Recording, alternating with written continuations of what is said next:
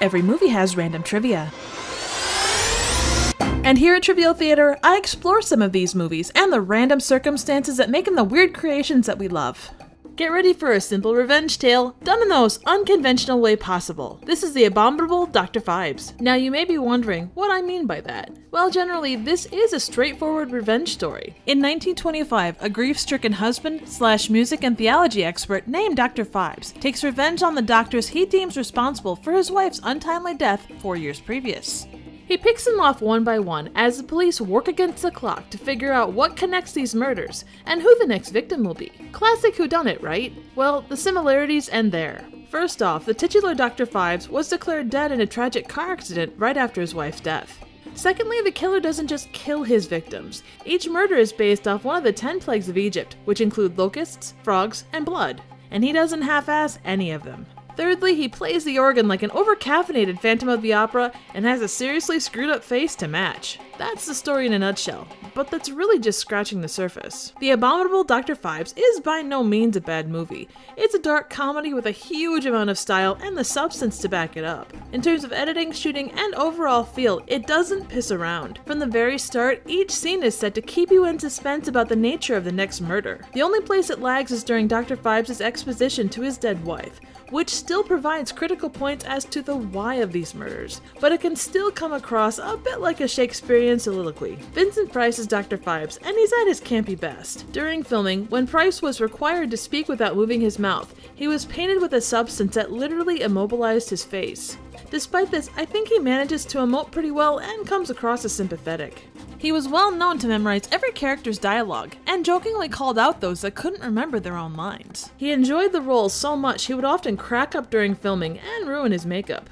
Caroline Munro, best known for horror and sci-fi movies of the 70s and 80s, had an unaccredited role as Phibes' wife. Employing the storytelling principle of look, don't tell, the visuals do the heavy lifting here. And overall, there isn't a lot said by anyone other than the cops. The first dialogue isn't spoken until 10 minutes into the movie, and Dr. Phibes isn't heard from until nearly 32 minutes in. The filming is as intriguing as the movie itself. This scene is a great example. This man is being strangled by his frog mask, and it's shot in a way that puts the viewer into the same claustrophobic, panicked state as the victim. This film's nature is to make you wait patiently for each murder, but the payoff is worth it because each death scene is just so bizarre. It's almost enjoyable to sit back and wonder what the fuck Phibes plans to do next. There's an elaborate scene involving Brussels sprouts, locusts, and a life-size plastic layout of a woman's body that makes you go, huh? But then you see the end result and you realize, well, that was unexpected. This is a British production, and it has a very dry British sense of humor. One of my favorite running gags is the constant screwing up of names by the clueless police sergeant, who really doesn't know his head from his ass.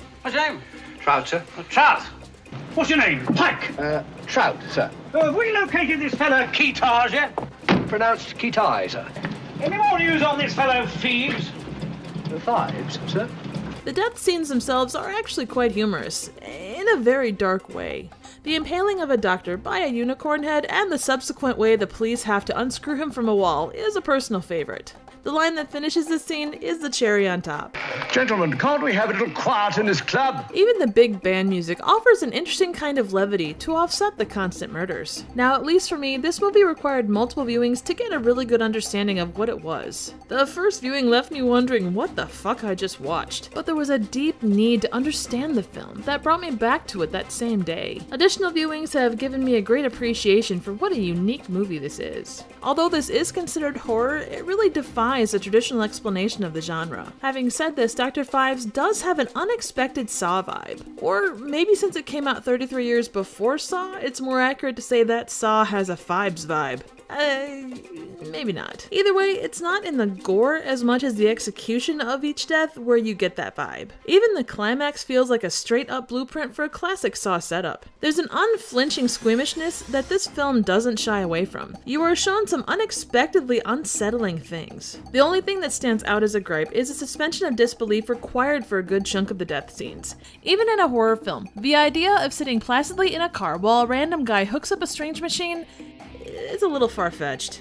There is a sequel called Dr. Phibes Rises Again. It offers the same general style and feel, but the balance that worked so well in the original seems to be missing here. Other sequels beyond that were planned, but they never came to fruition, and that's maybe for the best. The Abominable Dr. Phibes is a unique horror film that certainly lives up to its tagline. Love means never having to say that you're ugly. It has visual impact, a great score, and although not for everyone, it is a fun, slow burn of a horror movie. So what do you think? Any suggestions for movies, trivial questions, comments, ratings, and a giant brass unicorn head would be greatly appreciated. Thank you so very much for watching.